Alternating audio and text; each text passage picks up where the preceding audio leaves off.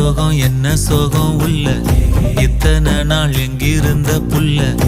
இருள தேடும் வேலைக்கில்ல ஒளியா வந்த எனக்குள்ள